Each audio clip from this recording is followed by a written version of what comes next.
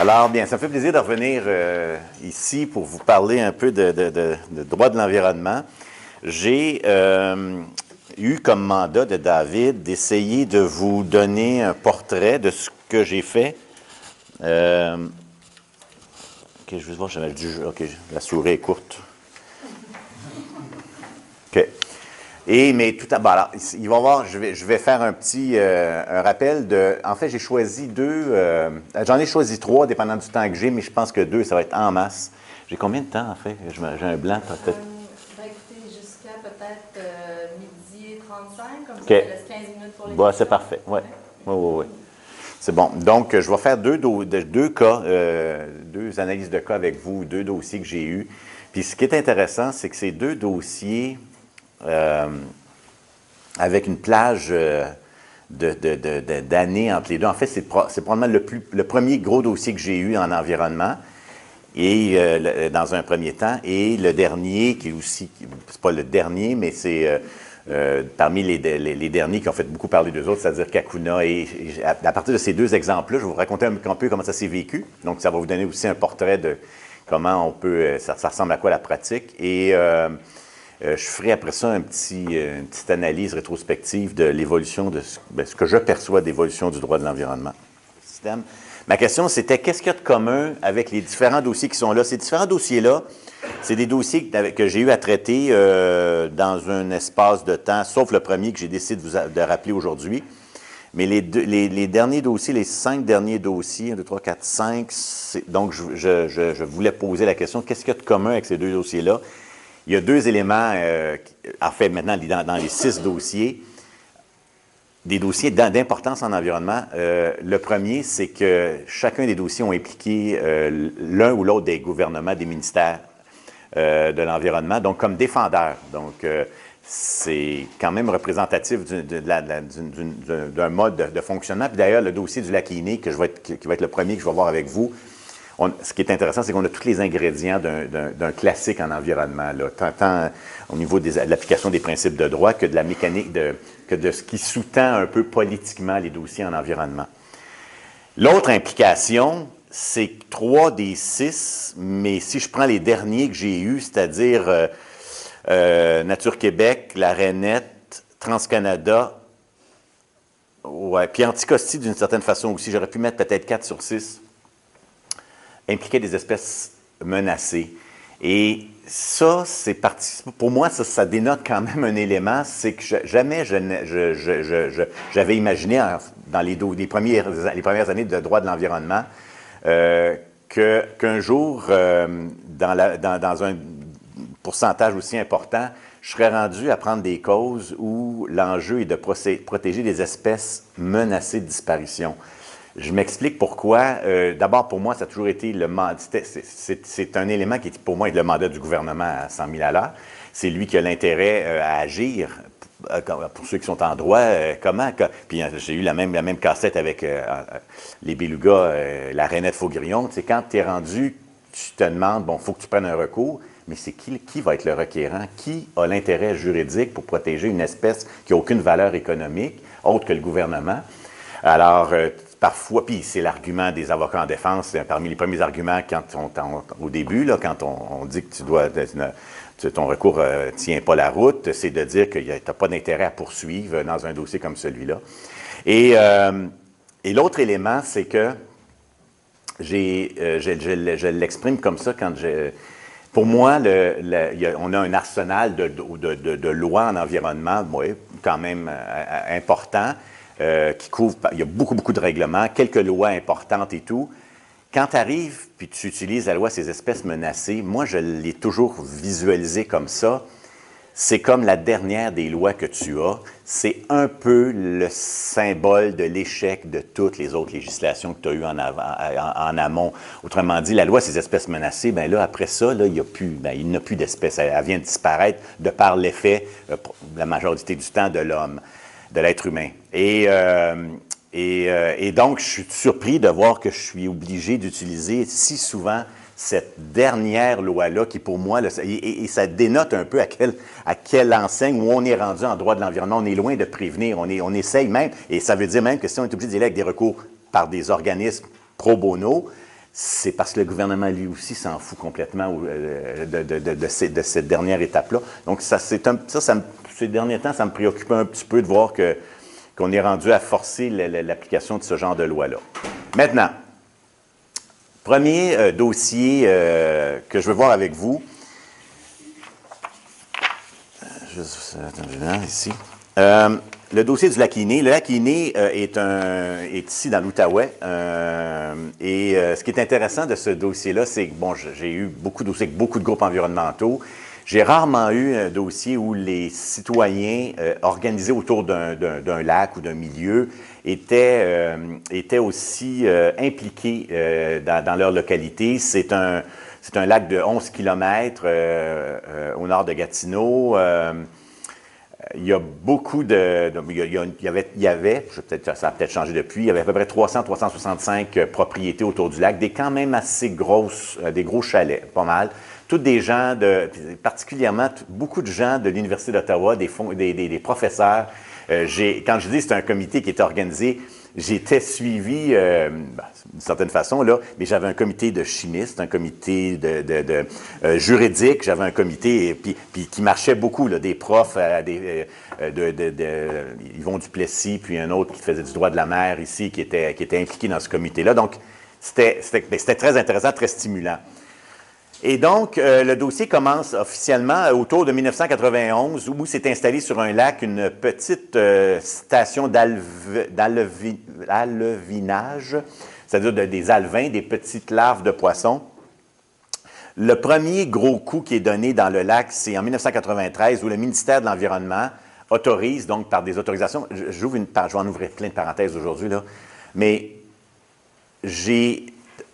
malgré moi, là, mais j'ai toujours eu à dealer ou à jouer en droit de l'environnement entre le droit public administratif et le droit civil. Il y a un chevauchement, puis une espèce de contamination d'un droit à l'autre. La semaine dernière, j'ai donné une conférence à l'Université Laval sur la réforme de la loi, puis une des conclusions à laquelle j'arrivais, c'est qu'on peut s'enorgueillir d'avoir des lois environnementales importantes et tout ça, mais j'ai comme un bilan mitigé parce que, à mon avis, l'introduction dans les années 70 des lois pour protéger l'environnement, oui, a donné beaucoup de pouvoir à l'État, dans la mesure où l'État était sérieux et les appliquait, il n'y aurait pas de problème, mais ce même droit public-là, le même droit administratif, est venu enlever des recours civils parce qu'on est venu comme fixer les règles, comme si, je vous donne un exemple brut, là, comme si, puis pour qu'on comprenne de façon, dans un enjeu simple, la faute civile de 1457, bien, à partir du moment où la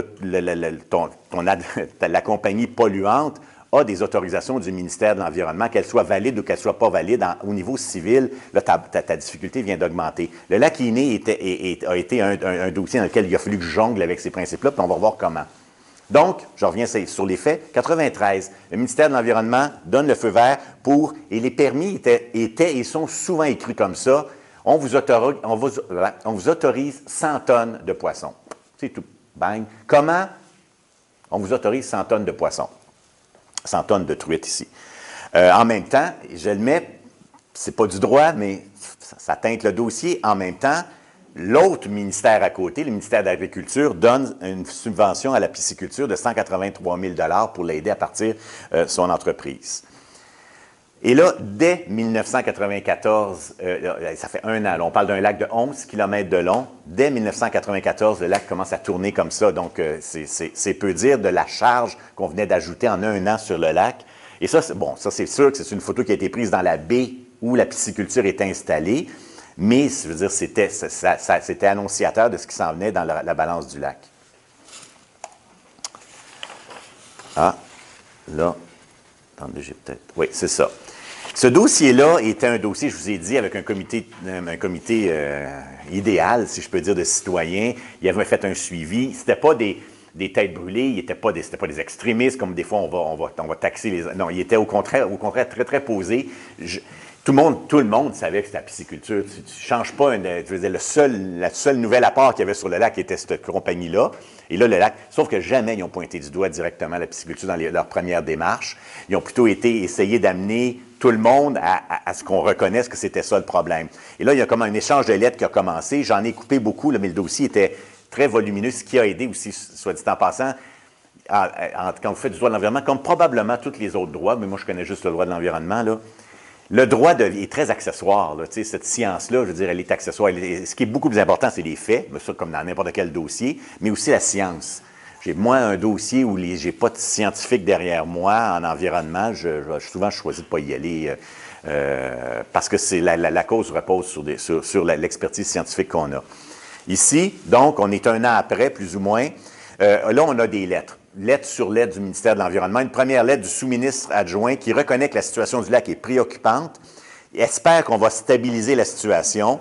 Et là, dans la lettre, on pouvait lire, nous ferons par contre en sorte que toute implantation future, y compris l'agrandissement de la pisciculture, ne soit autorisée que si elle ne risque pas de perturber de façon supplémentaire l'habitat du Touladi, qui est la truite grise.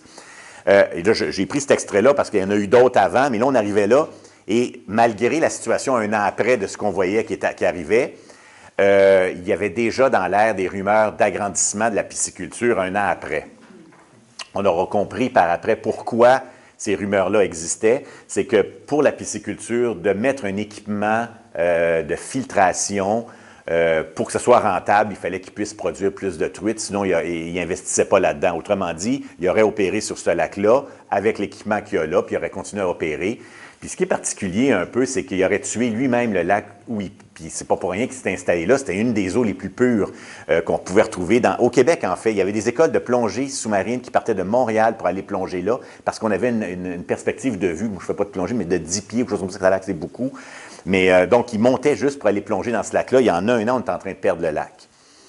Alors, et déjà, en 81 ans après, on parlait d'agrandissement de la pisciculture. Bon, et là, la séquence continue. On crée un comité de suivi, on appelait ça le comité de relance du lac Iné, sur lequel siégeaient des représentants des municipalités. Il y avait 2 municipalités autour de ce lac-là de 11 km. Il y avait le comité environnemental de citoyens.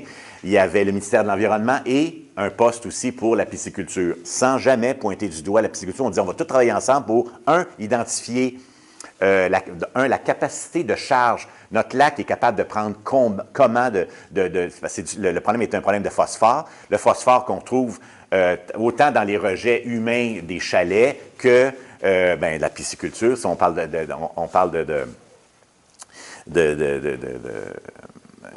de contributions similaires. Ce qui est intéressant de savoir, que je n'ai pas mis dans l'historique, c'est que c'est sûr que c'est un lac qui est fragile. C'est un lac pour lequel les citoyens, 10 ans auparavant, quand ils ont eu déjà un premier feu vert, comme quoi le lac était...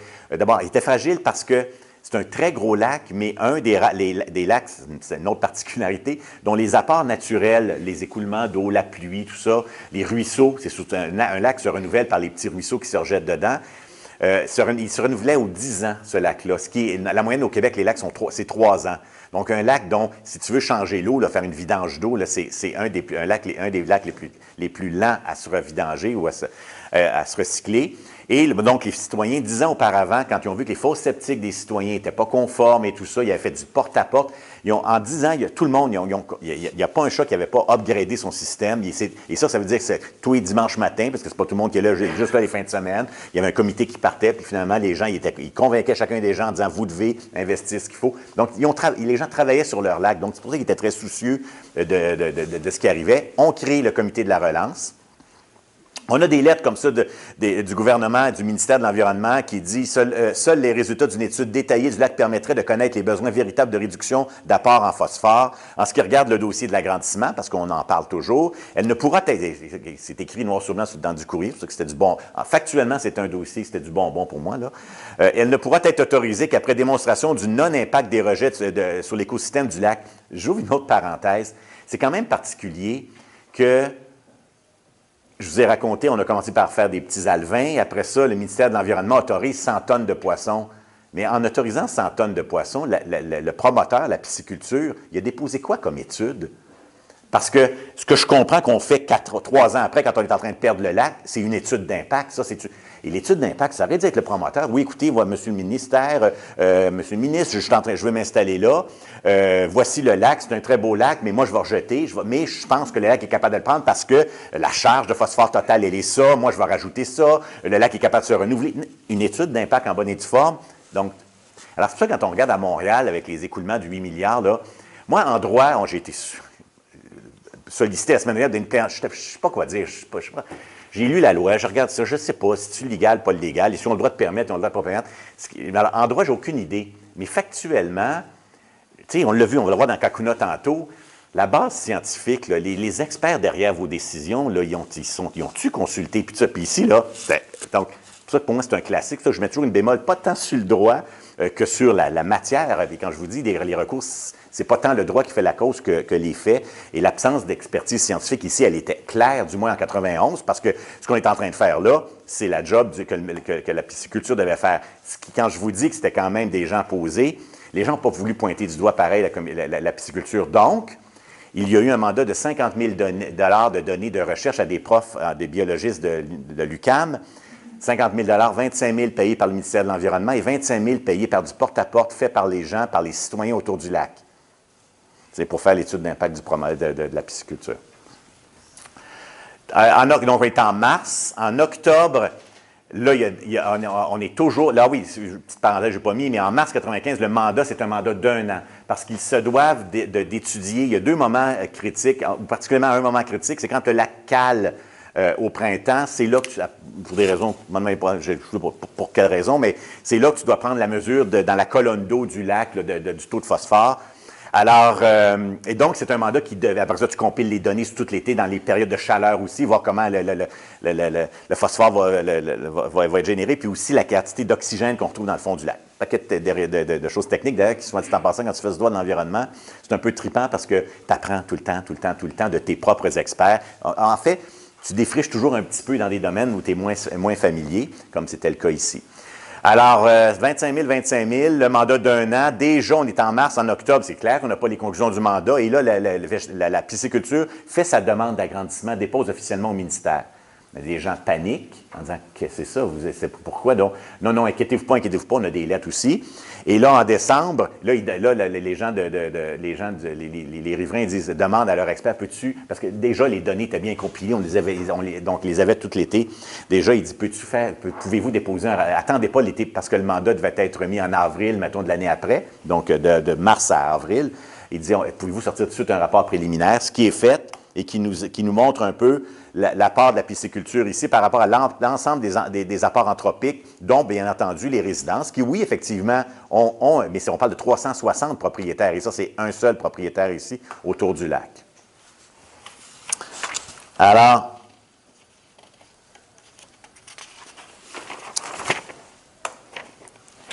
le 26 mars, comme je le mets à la surprise générale, le ministère de l'Environnement délivre une autorisation permettant maintenant de passer de 100 tonnes à 250 tonnes de poissons, à condition que les rejets de phosphore évalués l'été dernier pour ce qui est de la pisciculture à 890, donc ne dépassent pas ce qui déjà était en train de tuer le lac depuis 2 ans. Là, les gens ils ont sauté, ils n'en revenaient pas. Donc déjà, ce qui est en train de tuer le lac, on le plafonne, et en demandant qu'on réduise progressivement sur 5 ans à 400 kg de phosphore. Alors là... et en même temps, bien, on a une subvention du ministère de l'Agriculture de 325 000 qui accompagne ce certificat d'autorisation-là. Ce qui devait arriver est arrivé. Recours collectif, donc c'est là que je suis un peu plus rentré dans la game. Et j'avais été avisé par les experts que, bon, d'abord, ça se passe comme ça, le lac, il m'expliquait tout, mais ils disent, on craint une chose, c'est que il existe un phénomène chimique, apparemment, lorsque l'oxygène dans le fond d'un lac dû au phosphore diminue, tu arrives à un moment donné dans des grosses chaleurs à un degré d'absence d'oxygène tellement important qu'il y a un phénomène chimique qui se produit de relargage du phosphore dans les sédiments du lac. Dans tous les lacs, dans tous les cours d'eau au Québec, sur les millénaires, le phosphore s'est accumulé parce que le phosphore, c'est naturel aussi. Ce n'est pas juste des causes externes anthropiques, mais c'est vraiment une situation naturelle. Donc, mais c'est capté, ça descend dans le fond, ça reste dans le fond. Par contre, si on a à un moment donné une absence d'oxygène dans la colonne d'eau sur des périodes trop prolongées, ce phénomène-là se débloque de lui-même. Et là, c'est très dramatique parce que tu arrêterais tous les apports externes dans le lac que de lui-même, il est en train de mourir, un peu comme les changements climatiques. De lui-même, il va faire avec le dégel du pergélisol et tout ça, ce qui moi, m'inquiète beaucoup au niveau des changements climatiques, c'est qu'à un moment donné, si on perd le contrôle de la planète, on la perd, puis tu as beau dire, là, ben là, il va être le temps qu'on y pense, là, tu peux même y penser tant que tu voudras, il est trop tard. Alors, c'était un peu le même principe dans le lac ici. Quand j'ai déposé le recours collectif, mon expert m'a dit, on n'a pas mesuré cet été, tout ça. On part dans la bataille. Et premier recours collectif implique une autorisation d'exercer le recours collectif dans un premier temps, donc d'obtenir le feu vert. Et là, c'est la séquence un peu des procédures. 13 juin 97, le temps passe, on dépose la requête en autorisation. Un an après, j'ai essayé de mettre de la pression tant que je pouvais durant l'hiver. C'était le verglas, l'avocat m'a plaidé toutes sortes d'affaires. Oui, mais c'est le verglas. Il m'a dit, oui, mais t'es pas un ambulancier, t'es un avocat, là, capable de plaider. En tout cas, alors finalement, on a seulement plaidé ça. Il m'a même dit, à un moment donné, j'ai regardé sortir les statistiques, là, les autorisations de recours collectif, c'est en moyenne un an. J'ai dit, je m'en fous que ce soit en moyenne un an. Tu sais. Mais en tout cas, mais j'ai perdu l'autorisation. J'ai perdu l'autorisation sur 2 éléments.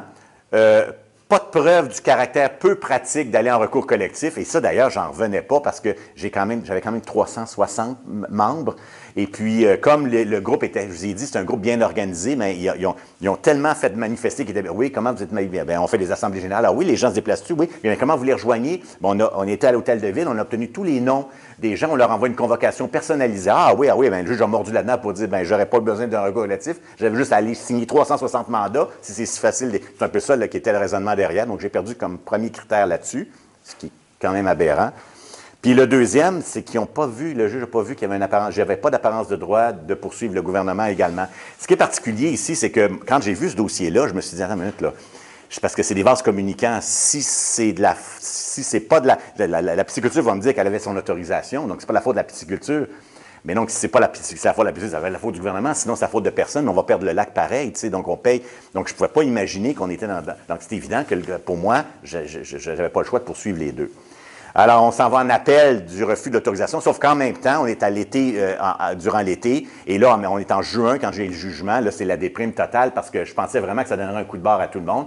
Parce que souvent, un recours collectif autorisé, bon là on arrête la récréation est finie, là, puis on s'assoit, puis on négocie. Ce dossier-là était tellement évident pour moi.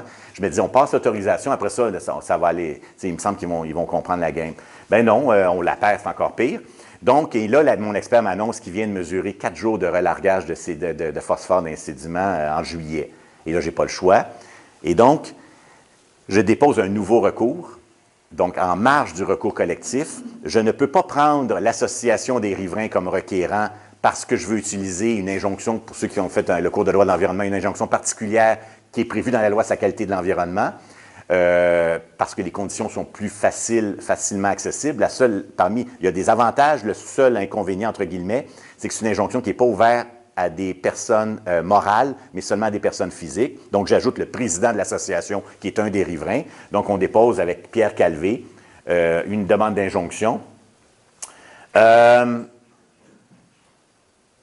J'ai rentré ici j'ai rentré dans ma chronologie parce que le recours collectif suivait son cours en parallèle. Effectivement, la Cour d'appel, finalement, en septembre 99, un an après, finalement finit par autoriser l'exercice du recours collectif. Je reviens un petit peu en arrière, par contre, pour faire le suivi de la demande d'injonction, parce que c'est ça qui était vraiment plus urgent et important, puis qui a marqué la jurisprudence. L'affaire Iné moi, j'ai un collègue qui m'avait dit que c'était probablement la décision la plus importante des 15 dernières années. Vous allez voir pourquoi ça s'est venu mettre des jalons en droit de l'environnement très utiles. D'ailleurs, ça doit être enseigné à l'université, j'imagine, j'ose espérer. Et donc, en octobre 98, on ordonne la fermeture de la pisciculture par une décision de la Cour supérieure qui est portée en appel en novembre 98. Et en avril 99, la Cour d'appel rend la fameuse décision de Calvé contre pisciculture Serge Lafrenière. J'ai dit une décision marquant le droit de l'environnement. Puis je viendrai, on va faire un petit peu plus de droit dans 2 secondes, là, vous expliquer en quoi c'était quand même rock'n'roll un peu comme procédure. Et en juin 99, donc on est en avril 99, on obtient le jugement de la Cour d'appel qui confirme un peu parce qu'il y a des nuances. Là, on permet 80 tonnes de poissons, mais c'était économiquement non rentable. C'était l'équivalent de fermer la pisciculture. Puis en juin 99, je lis moi-même dans les journaux que le ministère de l'Environnement venait de payer 2 millions à la pisciculture pour s'excuser de l'avoir autorisé. Alors moi, je me rappelle d'avoir pris le téléphone, j'appelle l'avocat du gouvernement avec lequel j'avais quand même de bonnes relations. J'ai dit, puis mon chèque, moi, nous autres, notre chèque pour les riverains, c'est quand? Puis j'ai pas le mandat de négocier avec toi.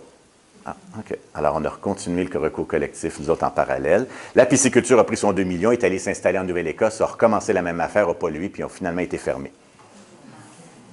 Ça, c'est pour la petite histoire parallèle du recours. Maintenant, le contexte juridique. Bon, c'est un petit peu théorique pour ceux qui sont pas juristes, parce que je pense qu'il y a des non-juristes ici, mais on est sur une injonction interlocutoire. Okay? Donc, quand tu es d'abord parce que je suis en urgence, donc quand tu es sur une injonction interlocutoire, tu dois plaider l'apparence de droit, la balance des inconvénients.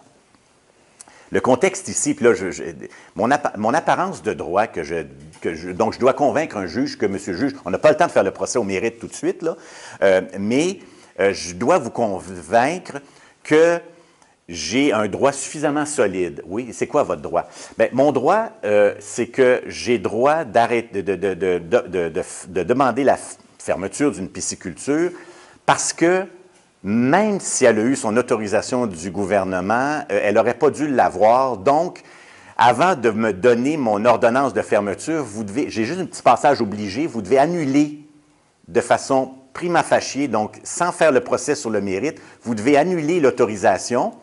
En tout cas, me dire que j'aurais suffisamment d'arguments pour annuler l'autorisation qui, elle, me permettrait de conclure que donc, il opère sans autorisation. Opérant sans autorisation, j'ai le droit de le fermer. Mais tout ça dans une procédure d'urgence où tu n'as pas le temps de faire le procès au mérite. C'est ce qui a amené cet extrait-là qui est repris régulièrement, qui a été, d'ailleurs, on va le voir, dans les Belugas, la juge a repris exactement le même passage parce que j'ai revécu exactement un déjà-vu. Et je vous le lis parce que vous allez tout placer un peu ce que je viens de vous expliquer. Le cadre général d'examen maintenant arrêté, il faut reconnaître que le fardeau du requérant, M. Calvé, dans un cas comme celui-ci, est lourd. En effet, il veut faire cesser l'exploitation d'un tiers, parce que je poursuivais le ministère, non parce que celui-ci a contrevenu aux conditions de son autorisation. Non, il respectait, mais parce que l'autorité publique émettrice de l'autorisation aurait violé la loi ou l'obligation d'agir équitablement à l'occasion de l'exercice de son pouvoir discrétionnaire. En somme, le requérant veut qu'un tiers cesse l'activité autorisée par l'autorité publique compétente pendant la durée du procès duquel le tribunal devra statuer sur le fond des allégations de nullité visant non pas le détenteur de l'autorisation, mais l'acte du décideur. C'était rock'n'roll. En revanche, faut-il le rappeler, un tribunal peut annuler une décision arbitraire déraisonnable parce que le processus de la loi a été violé. Mais il me semble que dans un cas comme celui-ci, où l'allégation de nullité contre l'acte du décideur signifie l'émission d'une ordonnance d'injonction interlocutoire pour faire cesser l'exploitation de l'entreprise et ainsi lui faire perdre la sécurité juridique à l'exercice de l'activité autorisée, parce qu'un permis, ça sert à ça. Le gars, il est en droit de penser que son autorisation lui donnait un minimum de garantie de pouvoir exploiter. Le juge doit examiner alors avec soin le droit allégué. C'est pourquoi j'estime que le requérant doit démontrer plus qu'une simple question sérieuse. Il doit satisfaire que son recours repose sur une solide apparence de droit. Alors, on a donc gagné, ça c'est le jugement de la Cour d'appel. Qu'est-ce qui est arrivé après? Bien, après, on est en 99 et là, nous autres, on amorce un recours classique dans le recours collectif. Je reviens souvent au ministère en disant « vous changez d'idée ». À un moment donné, ça nous coûte un autre 25 000 d'expertise avant de demander aux gens de faire du porte-à-porte pour le ramasser. Je rappelle l'avocat, je dis « T'es vraiment sérieux, là? Tu veux qu'on aille à procès dans un dossier que je viens de gagner l'injonction, pourtant la faute était écrite dans le ciel, là. » Je n'ai pas demandé de négocier, Alors, la veille, un mois avant qu'on rentre en procès, là, il s'assoit et il commence à négocier une entente. Et encore une fois, je le mentionne parce que c'est un beau dossier. C'est un beau dossier du début à la fin, beau dossier en droit, beau dossier aussi sur la solution qu'on a imaginée. Les gens, bien entendu, ça aurait pu être différent. C'était légitime aussi. Les gens auraient pu dire, regarde-moi, là, ça fait 6 ans là, que tous les jours, là, je ramasse l'été, là, ça sent et je dois ramasser, moi, les algues et tout ça. J'ai perdu mon lac. Ça vaut 2 000 $ par été, 3 000 $ par été, cet inconvénient-là. Et les autres, c'est pas ça qu'ils voulaient. Ils étaient prêts à sacrifier leurs troubles et inconvénients, le dédommagement pour troubles et inconvénients, dans la mesure où on pouvait ramasser tout cet argent-là et essayer de sauver le lac. Ils voulaient sauver leur lac. Il n'y a pas un recours, même collectif. J'aurais gagné en cours à terme où on aurait condamné la pisciculture ou le ministère à donner 2 000 $ par été, que certaines personnes auraient pris leurs 6 000 puis ils auraient dit, ben merci, moi je le garde, puis tout ça. Mais ici, par le biais d'une transaction, la possibilité de présenter ça de façon globale aux citoyens, de présenter comme une entente. D'ailleurs, le ministère de l'Environnement la pisciculture est disparue depuis parce qu'elle s'est mise en faillite et tout.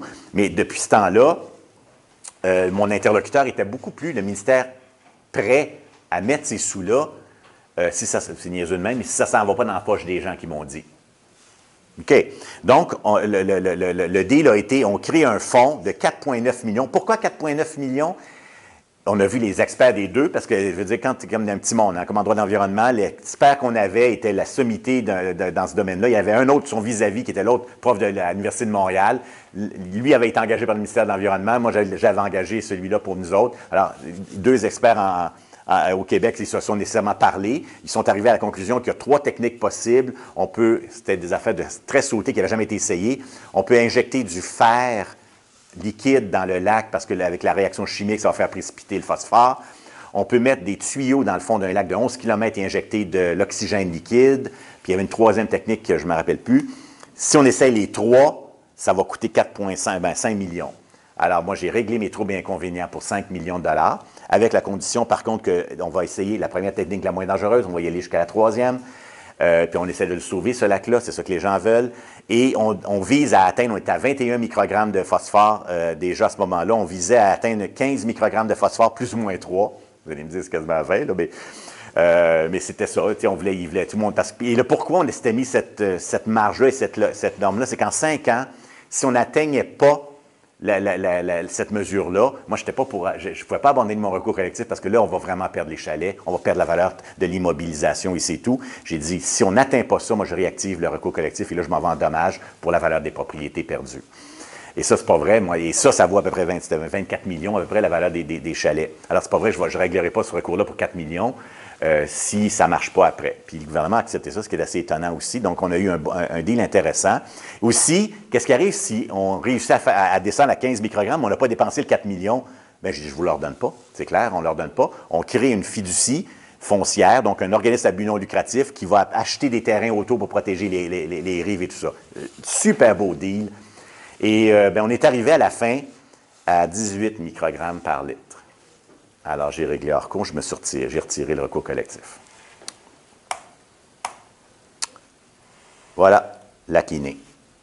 10 minutes, Kakuna. Kakuna, c'est parce que tout le monde le connaît un peu. Comment je fais ça, non? Diaporama? Non, diaporama, oui, OK, je l'ai ici. À partir de... OK.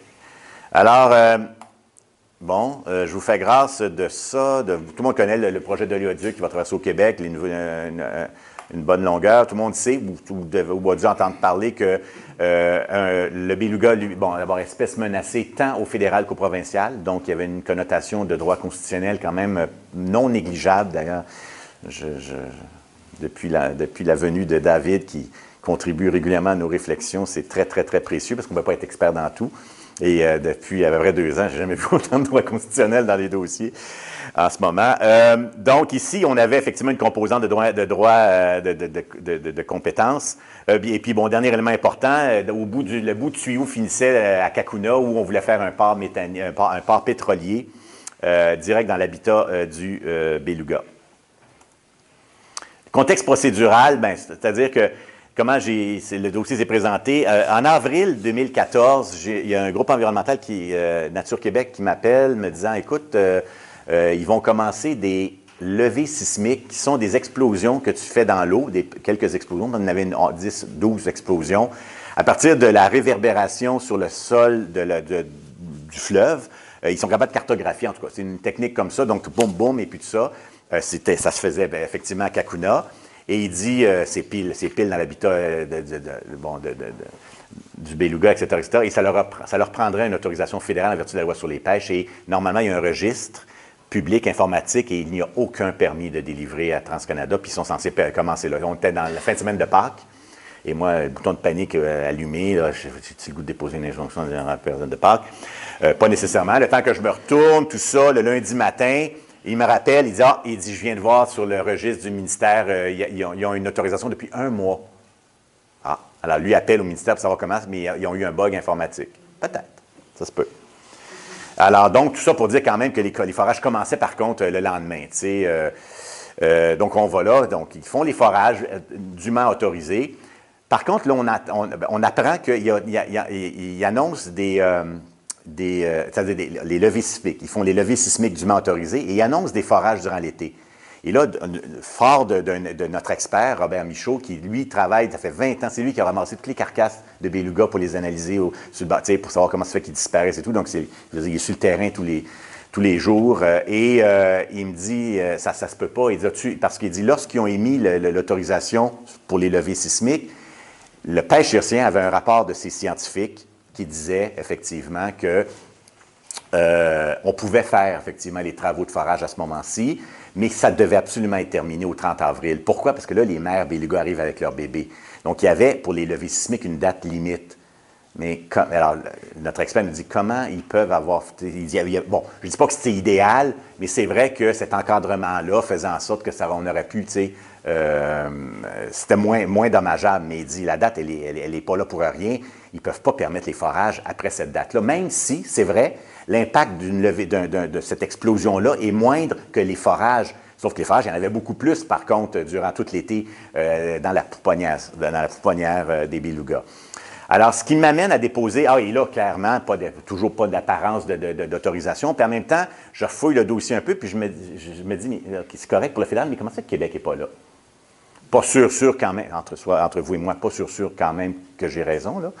Mais je me dis, tant qu'à déposer une injonction, je vais aussi ajouter Québec dedans, on verra bien. Ils me diront, ils n'ont pas compétence ou ils ont compétence, je ne sais pas. Et d'ailleurs, la veille, et ça, c'est toujours comme ça en droit, je vous donne un peu comment on vit ça, là. Ce dossier-là particulièrement, tu fais un move, tu sais pas comment, tu n'es pas sûr de certains arguments, puis tu écoutes quelle va être la réponse de. La veille qu'on passe en cours, donc c'était le vendredi matin, le jeudi, je reçois l'appel d'une avocate du ministère provincial de l'Environnement.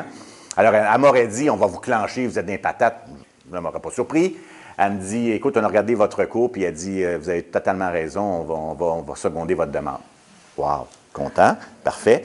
Mais elle me dit, vous devez savoir quand même qu'on vient de recevoir une demande de permis déposée par la compagnie cet après-midi. Donc, la veille qu'on passe en cours, donc pour une autorisation provinciale des travaux. Ce qui nous amène donc le matin même de l'injonction à ce qu'il y ait c'était en mai, requête provisoire, l'absence apparente d'un temps fédéral que provincial, le 23 mai, requête, OK, suspendu, c'est ça, remise sine donc remise dans le temps, parce que TransCanada dit, on va demander à Québec une autorisation, on ne reconnaît pas qu'ils ont compétence constitutionnelle, par contre, sur le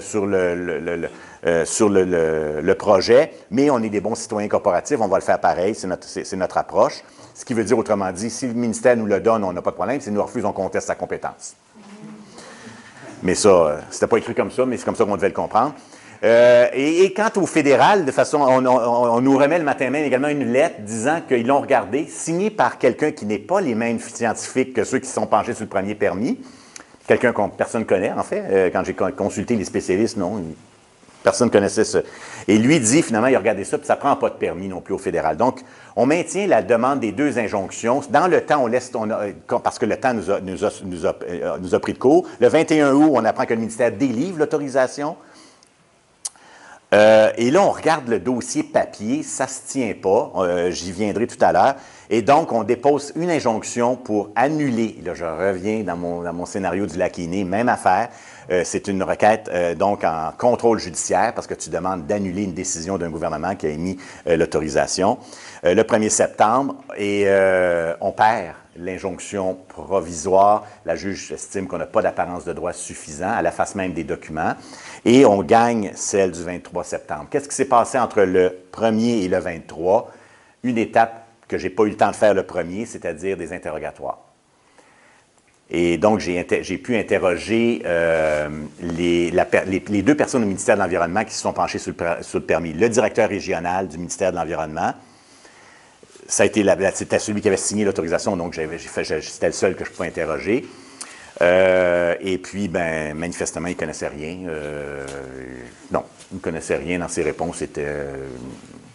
Alors, ce qui m'a permis de revenir devant la juge et de demander à la juge, lisez l'interro, c'est clair qu'il me réfère tout le temps à l'analyste qui a analysé le dossier. Je voudrais interroger l'analyste, j'interroge l'analyste, et là, ça me donne plus de matière.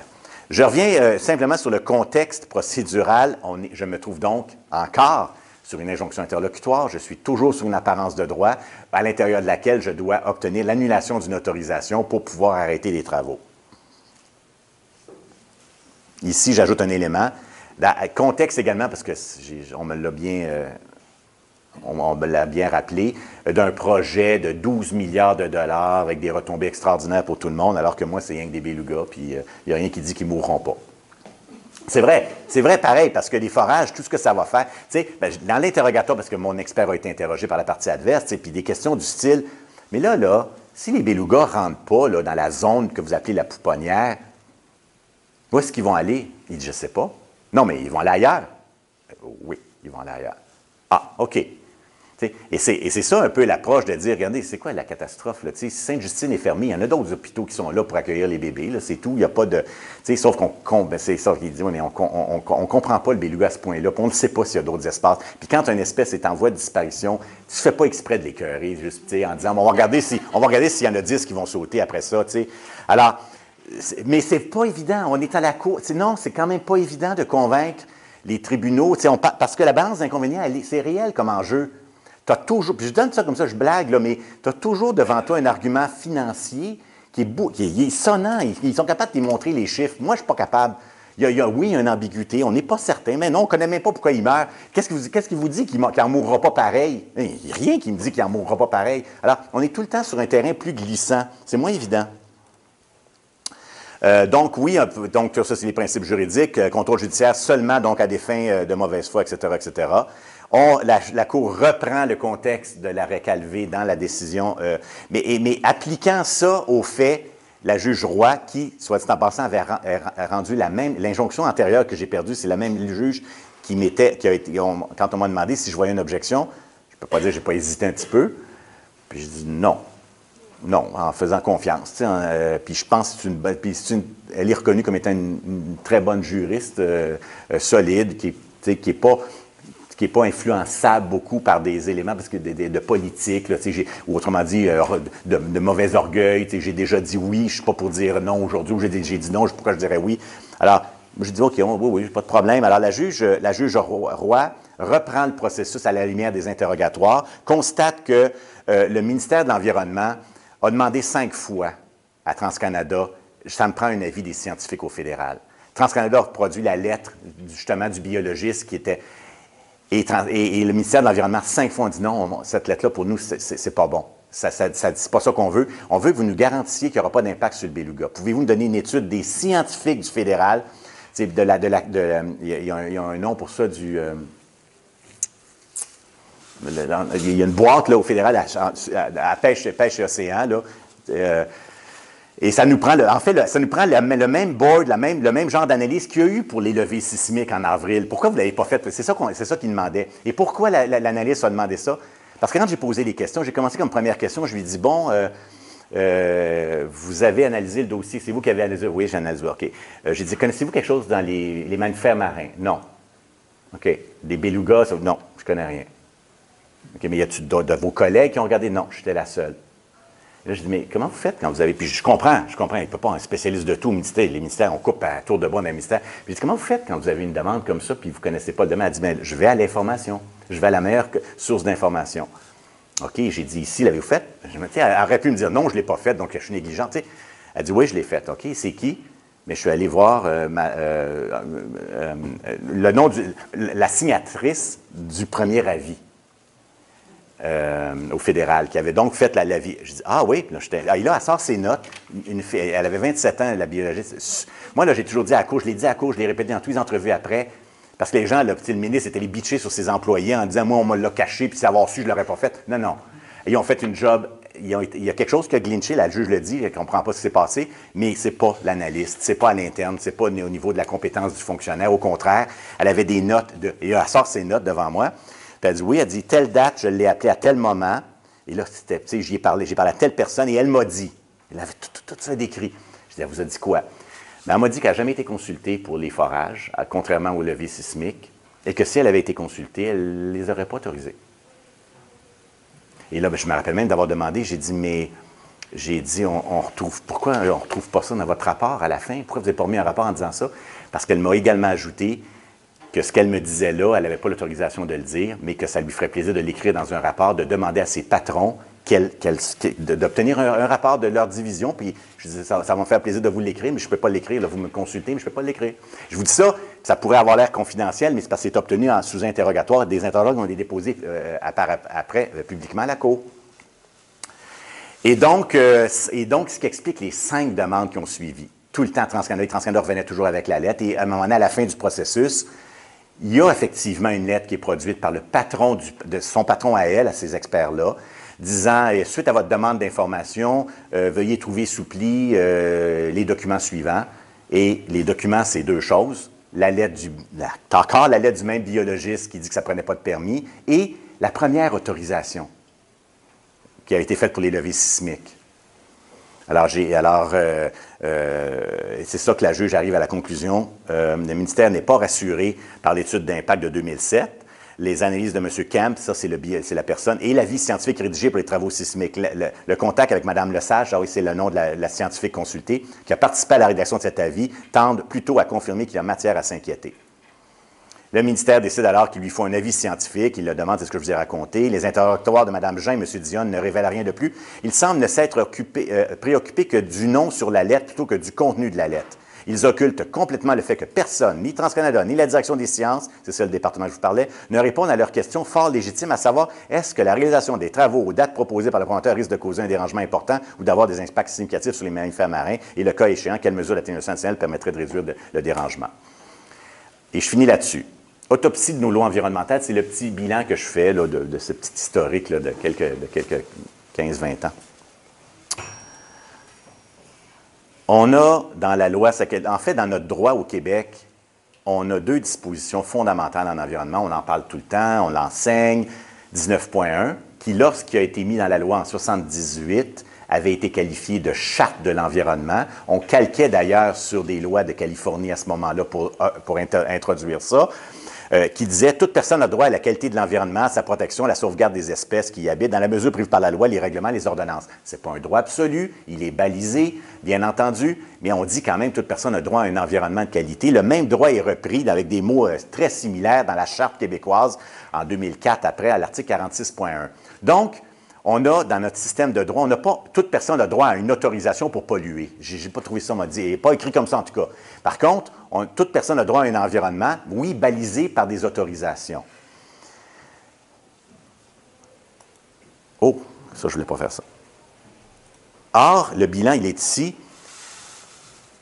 Alors que le bénéficiaire de ce droit-là, normalement, devrait pouvoir, en même temps, ce droit-là est balisé par toutes ces autorisations-là. L'AQUINI, c'est une autorisation, et CACUNA, qui a pour effet pratique de me retirer mon droit à l'environnement. Donc, autant d'autorisations vont être délivrées, autant de droits à l'environnement qu'on retire aux gens.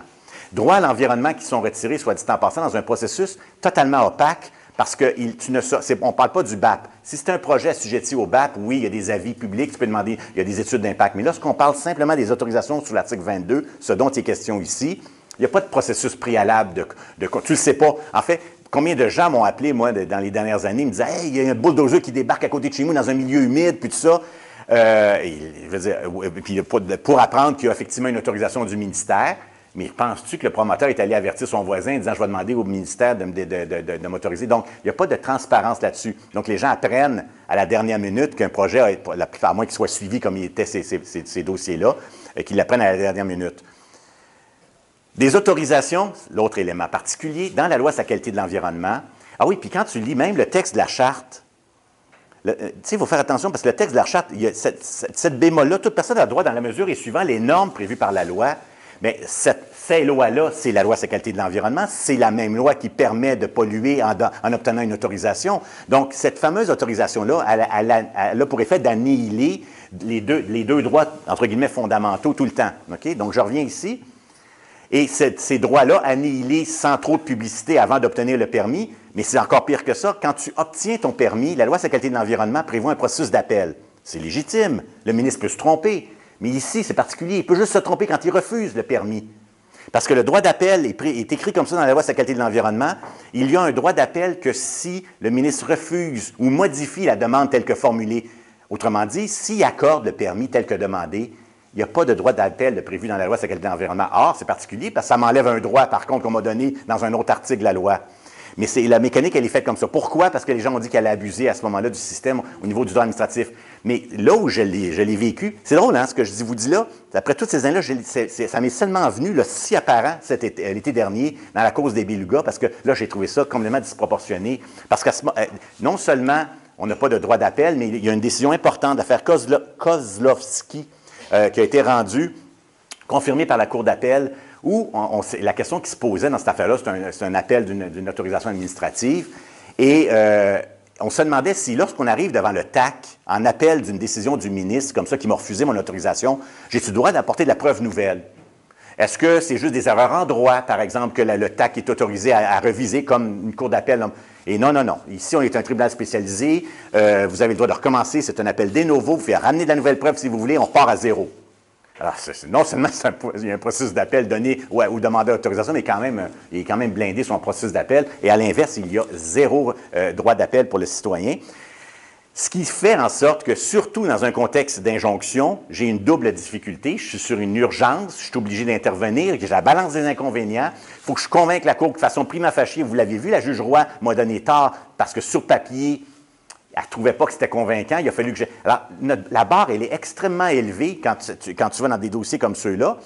Il faut que je démontre la mauvaise foi, le fait d'une application discriminatoire. Alors, on ne peut pas réécrire ces choses-là, mais dans le cadre d'un processus d'amendement, on est en train de changer. En fait, le ministère est en train de réévaluer, de changer la loi sur la qualité de l'environnement. On a changé beaucoup de morceaux jusqu'à maintenant. Le dernier morceau qui reste, c'est tout le processus d'autorisation. Une des demandes il n'y a personne, je ne l'ai pas vu dans les journaux, je suis sûr, parce que ce n'est pas sexy, mais une des demandes qui ont été faites, qui pour moi est fondamentale, c'est pouvez-vous au moins mettre le droit d'appel dans les deux sens? C'est un minimum de transparence dans un tel processus, parce que sinon, vous avez reconnu un droit à l'environnement qui est pratiquement impossible à appliquer. On l'a vu ici. Et c'est très difficile. Et puis, une fois qu'on a réussi à gagner des causes comme celle-là, bien, malheureusement, ça a trois résultats. Dans l'affaire Kakuna, une première conséquence, pour moi, majeure, un gain énorme, c'est que ça a sonné la fin de la récréation pour le gouvernement du Québec, qui maintenant a réalisé qu'il y a des autorisations données sur tout le long du cheminement aussi, même pour TransCanada, parce que là, ça rappelle quand même, jusqu'à maintenant, ils ont dit que malgré les défaites, ils n'ont pas attaqué l'inconstitutionnalité de la démarche provinciale. Première victoire. Deuxième victoire, probablement la plus importante pour moi, dans ce dossier-là, mais d'autres, la Rainette, même chose et tout ça, c'est la victoire de la science. Et ça, là, on a beau être en période électorale et tout ça, on a chacun notre opinion, mais moi, il y a un aspect parce qu'en droit de l'environnement, on travaille sur des processus. C'est surtout ça, des procédures, des processus. On a des processus d'évaluation environnementale, de danse publique, ça permet aux gens de savoir ce qui se passe et puis de se prononcer, tu sais, en dehors des périodes électorales aux 4 ans.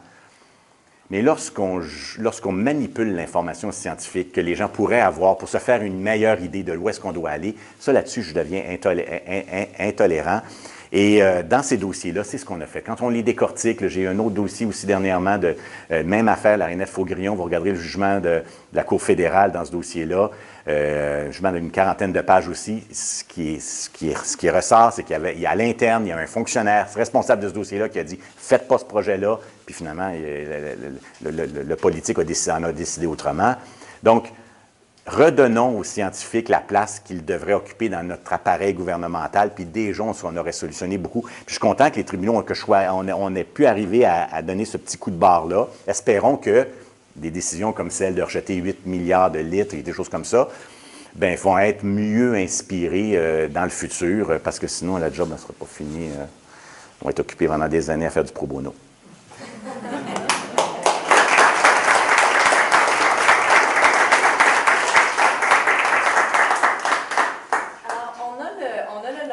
Jusqu'à même passer 1 heure, mais je sais qu'il y a des gens qui ont des cours et qui doivent reprendre. Alors, n'hésitez pas à quitter, mais on peut rester un certain temps pour la période de questions. Donc, en attendant, est-ce que quelqu'un a une question pour notre conférencier? Bonjour, merci pour votre conférence, super intéressante. Dans la côte de Capuna ou dans d'autres similaires là où les animaux ont été, avez-vous que la réforme concernant les droits des animaux qui a eu lieu récemment viendrait modifier votre position en la renforçant à l'égard des tribunaux vis-à-vis l'aspect sonnant des perspectives économiques du projet qui serait contesté? La connaissez-vous, cette loi-là, que je n'ai pas suivi le dossier de la protection des animaux? Mais il y avait de l'agriculture, la façon de tuer les animaux, il y a ça dedans aussi, entre autres. On aura le droit d'avoir un peu plus de statut différent. Un statut différent. Seulement uniquement étant une chose ou un lien, on leur reconnaît. Je ne l'ai pas épluché. OK, c'est pour ça que j'ai de la misère à répondre, moi non plus. Moi aussi. Mais ce que je vous dirais là-dessus, c'est...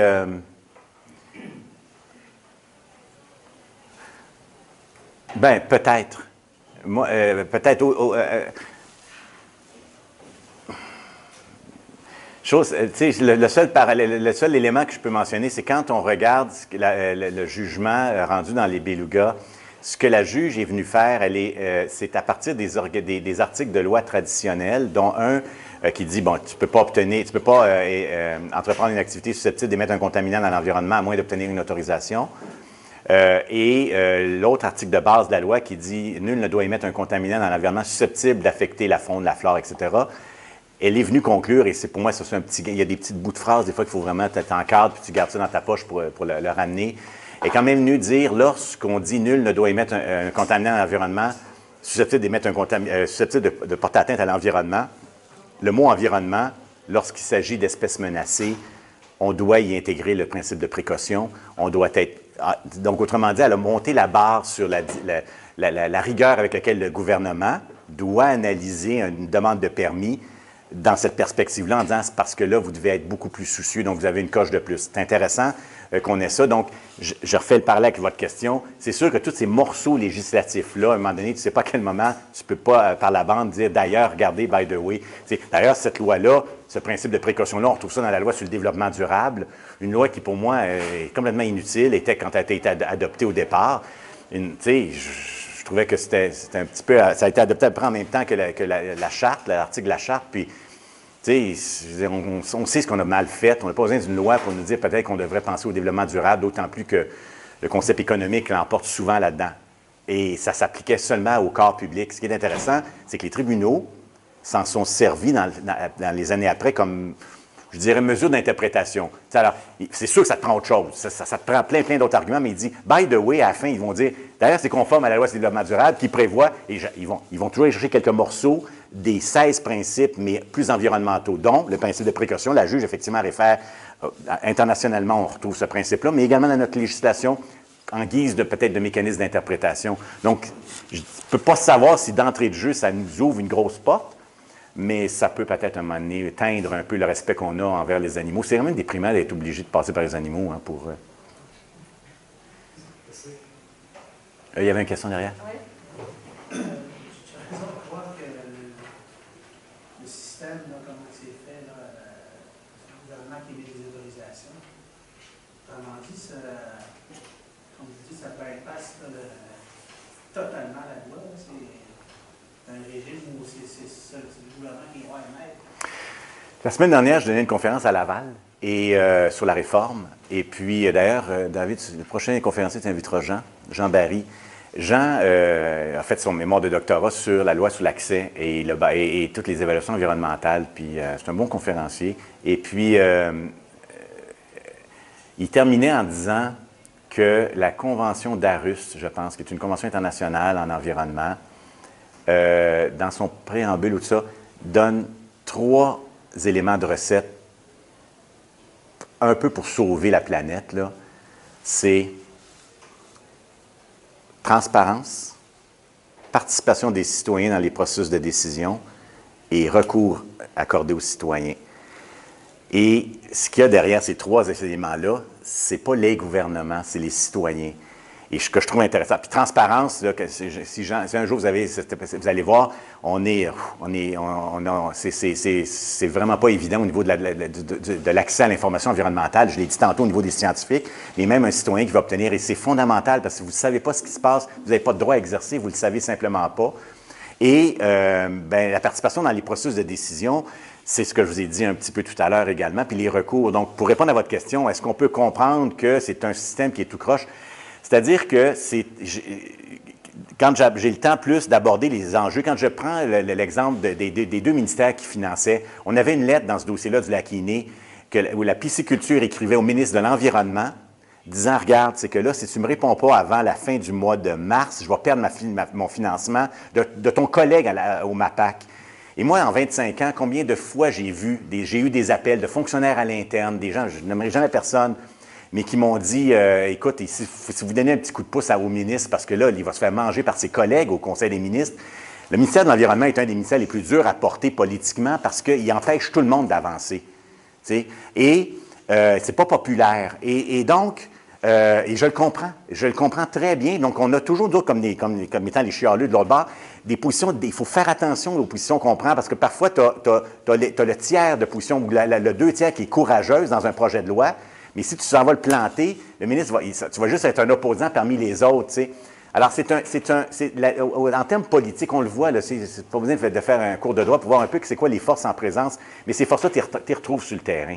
Il y a déjà des juges qui ont été qui ont refusé de sanctionner au pénal des compagnies parce que pendant 8 ans, il y avait eu de la tolérance du ministère de l'Environnement, visite sur visite, inspection sur inspection, puis à la fin, ils ont dit, mais regardez, là, je veux dire, il y a une équité de traitement, puis tout ça, puis non, on ne montrons pas, si c'était sérieux, vous auriez sanctionné avant. Donc, tout le droit que vous apprenez ici est un peu perverti dès lors que tu ne l'appliques pas de façon équitable ou intégrale, de façon rigoureuse. Et l'envers de cette médaille-là est vrai aussi. C'est combien de milieux humides on aurait sauvé en 25 ans, on en a perdu, il y a 80 dans certaines régions, si au lieu d'utiliser le pouvoir d'amende, si le ministère avait arrêté de les autoriser, dans les cas qui n'ont pas été autorisés, pourquoi sanctionner avec une amende? Le ministre... Je ne peux pas faire non, je ne parlerai pas sans trop en période électorale, là. Mais il y a un ministre, là, à une certaine époque, qui a switché, qui a refusé de sanctionner par une amende, puis il a utilisé un autre de ses pouvoirs que la loi lui donne, qui existe depuis les années 70, qui est un pouvoir de remise en état des lieux. Il s'est retourné, il a dit au promoteur immobilier, regarde, tu scrapes ça, tu reconstruis. Tu remets des quenouilles à cet endroit-là, il y avait un milieu humide.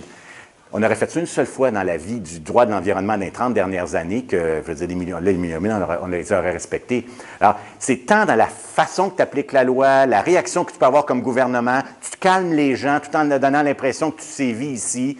Tu sais, mais en même temps, on va dire, oui, mais l'économie, j'en suis là. J'ai aucun problème. D'où les éléments de transparence, participation citoyenne, puis recours quand il y a des bévues. Mais moi, je suis convaincu que si les gens participent à un processus de consultation pour savoir s'ils ont le goût de payer 3 $ le litre d'essence, moyennant fait qu'il n'y aurait peut-être pas de pipeline qui traverserait, les gens vont dire on veut un pipeline. Fondamentalement, là, si vous me demandez est-ce que je suis très optimiste sur l'avenir de la planète, non. Mais ma contribution, c'est d'essayer de gagner du temps pour que d'autres fassent la job un jour. C'est d'autres questions? Oui? Est-ce que l'un des points, je ne suis pas familier avec tous les dossiers que vous avez mentionnés, mais est-ce que l'un des points communs n'est pas aussi le fait que la meilleure façon de protéger l'environnement, c'est le droit de propriété? Et je prends par exemple le cas du lac Iné. Ce qui a vraiment aidé, c'est le fait que vous avez des propriétaires autour du lac qui le considèrent leur lac et qu'on va prendre les moyens de le protéger. Les belugas, il n'y a personne qui les a comme propriété. Alors bon, on s'en occupe pas trop. Mais oui, vous avez raison. Puis les belugas, c'est intéressant ce que vous dites parce que j'ai quand même approché les associations qui se promènent en bateau pour les voir, là, pour donner une valeur économique, une économie autour d'une espèce qui n'avait rien. Puis ça rejoint la propriété privée, ça rejoint un intérêt particulier dans une chose pour lui donner un intérêt à protéger. Bon, je ne suis pas allé parce qu'il y avait le contre-argument que les bateaux dérangent eux-mêmes. Je n'avais pas voulu d'avoir à me débattre là-dessus. Mais on a pris une riveraine qui, tous les jours, marche sur le bord une dame qui disait « je les ai vus », on voulait personnel, au cas que les groupes environnementaux n'auraient pas eu l'intérêt. Mais je reviens à votre question de droit de propriété. Moi, effectivement, à rebours, on a toujours, quand la Charte canadienne, vous avez dû, ça a été discuté d'introduire un droit à la propriété dans la Charte. Puis certains groupes environnementaux, le Canadian Environmental Law Association, parce que j'ai fait mon mémoire de maîtrise sur la reconnaissance dans les chartes d'un droit à l'environnement, j'avais découvert qu'ils s'y étaient opposés au droit de propriété parce qu'il y aurait pu avoir l'effet inverse de ceux aussi qui sont chez eux, puis on a le droit de faire ce qu'on veut chez nous. Cela étant dit, je pense qu'avec les années, moi, quand j'ai eu l'immense bonheur, ça fait prétentieux de dire ça, mais d'être dans le dossier Ciment Saint-Laurent, que tout le monde voit en responsabilité civile, puis une chance, parce que si Ciment Saint-Laurent n'avait pas été rendu dans le sens qu'il est là, on aurait peu de poignées civiles au niveau pour la protection de la propriété privée lorsque, effectivement, la personne a ses autorisations de droit public. Et c'est vrai pour une autre disposition du Code civil, 982, vous regarderez ce que ça dit, l'intérêt général. Au début, quand moi j'ai plaidé inné, ça dit, l'article dans le Code civil, donc un article qui dit, à moins que ce soit contraire à l'intérêt général, toute personne qui a usage d'un cours d'eau peut demander la démolition, la modification de tout ouvrage qui a pour effet de polluer ou épuiser l'eau, quelque chose qui ressemble à ça. Mais à moins qu'il n'en soit contraire à l'intérêt général, moi, quand j'ai plaidé inné, vous les regarderez, je l'avais plaidé ça, puis j'étais dans l'apparence de droit, le juge, il dit, pas sûr là, que moi, je disais, l'intérêt général, ça ne veut pas dire que c'est une autorisation non plus. Puis moi, je l'ai écrit, j'y crois fondamentalement, puis j'essaie d'expliquer des fois, quand un ministre délivre un permis, là, il le délivre en fonction d'une norme réglementaire qui dit « tu ne peux pas dépasser tant de rejets ». Est-ce que vous pensez que la norme réglementaire, avant qu'elle soit adoptée, ils ont été voir tout le monde au Québec qui vont être exposés au bout de tuyau, qui lui va dépasser, qui va être dans sa cour? Bien non. C'est des normes moyennes, même que on le sait, ceux qui font c'est négocié, parce que l'entreprise, oh non, elle dit « imposez-nous pas ça, on va faire faillite, donnez-nous 5-10 ans, la norme, baissez votre norme un peu ». Donc, le droit public environnemental, c'est très bon, ça l'a fait des bonnes choses, mais c'est un minimum. C'est l'intervention de l'État dans un pouvoir de contrôle réglementaire. On essaie d'amener l'industrie avec nous autres. Puis je veux dire, c'est la mécanique. Donc, quand ce droit public-là vient écarter un peu les droits civils des gens, je trouve ça désolant. Dernier exemple, je vous donne, parce que c'est trois aspects civils. La garantie du vendeur en matière, j'ai une petite formation de notaire aussi, puis j'ai une formation en chambre des notaires, puis la garantie du vendeur en matière de vente, la notion de vice caché a été interprétée, puis ça a été plaidé, puis je trouvais ça génial qu'il l'essaye, mais il l'a perdu, l'avocat qui a plaidé ça. Lorsque vous avez des normes publiques qui disent A, B et C, des niveaux de contamination, est-ce que lorsque vous découvrez que votre propriété est contaminée, vous avez le droit vous n'avez pas de vice caché en deçà de la norme qu'au niveau du droit public, on vous permet d'avoir? Mais c'est caché, c'est contaminé. Je ne pensais pas acheter quelque chose de contaminé.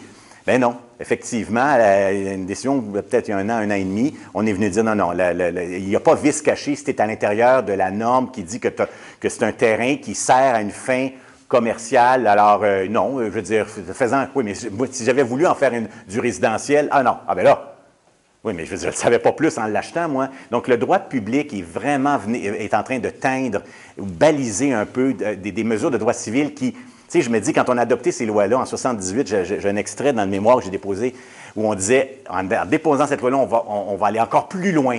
On va donner aux citoyens le moyen de défendre la propriété lorsque ce n'est pas son petit intérêt personnel qui l'emporte. En tout cas, je vous donnerai cet extrait-là, c'est génial, c'est exactement ça que le ministre a dit, Marcel Léger. Il dit, on va faire de tous les Québécois des polices de l'environnement, mais au-delà de leur petit intérêt personnel, de leur droit de propriété. Ils vont pouvoir protéger lorsqu'ils ne sont pas nécessairement propriétaires. Donc, on voulait donner plus, puis à la longue, j'ai l'impression qu'on a reculé un petit peu, qu'on a aussi accroché un peu des principes qu'on aurait eus avant. Une dernière question, oui, monsieur? Oui, merci beaucoup.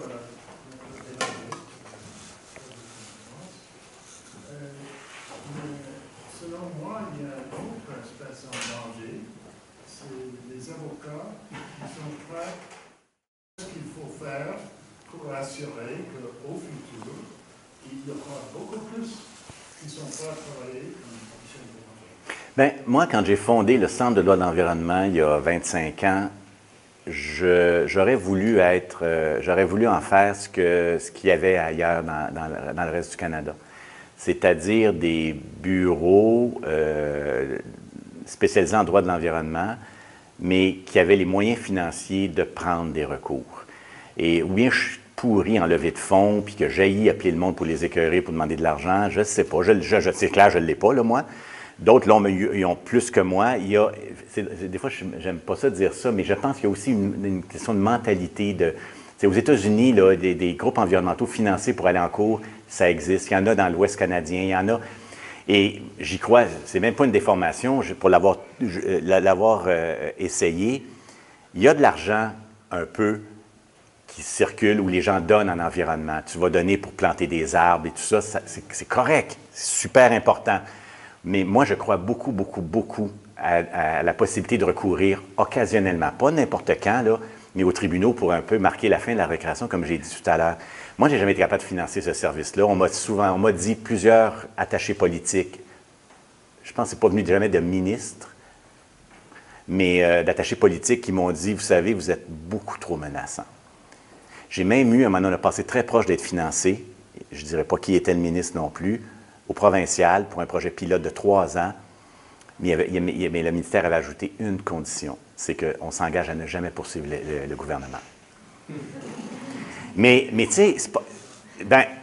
c'est ça, mais tu sais, le droit là-dessus est très efficace. Donc, je répondrai à ça. C'est pas impossible. Moi, j'espère encore, parce que je suis fatigué, puis je vais lâcher prochainement. Il y en a d'autres qui vont le faire peut-être un peu, mais c'est vrai que c'est périlleux, c'est dur, parce que si toi, tu es prêt à mettre ton temps, il y a une limite aussi à avancer l'expertise. Oui, on a été chanceux aussi, parce que si toi, tu es prêt à mettre ton temps, tu peux aussi parfois trouver un expert qui est prêt lui aussi à faire son bout de chemin en disant « moi aussi, ça m'écoeure, puis j'y vais », tu sais. Mais il y a un contre-coup là, pour ces gens-là qui sont experts là, dans des dossiers là, où ils n'ont plus aucun mandat du gouvernement par après, là, ça joue dur. On a vraiment de la grande noirceur. Là, quand tu regardes certains exemples, là, où ça prend un grand courage. Moi, j'estime que j'ai moins de courage que les autres parce que je mesure mon risque, c'est du temps.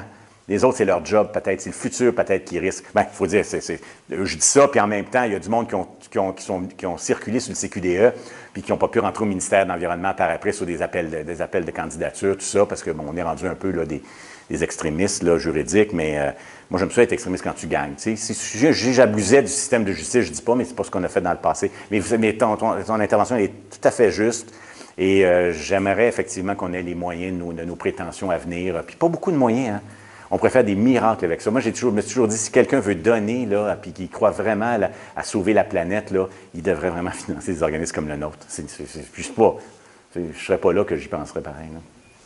Alors, je voudrais vous remercier pour une conférence vraiment intéressante, mais aussi pour votre engagement. Puis, je peux vous assurer, là, il y a de la relève. Hein. Alors, on le sent. Alors, voilà. Merci.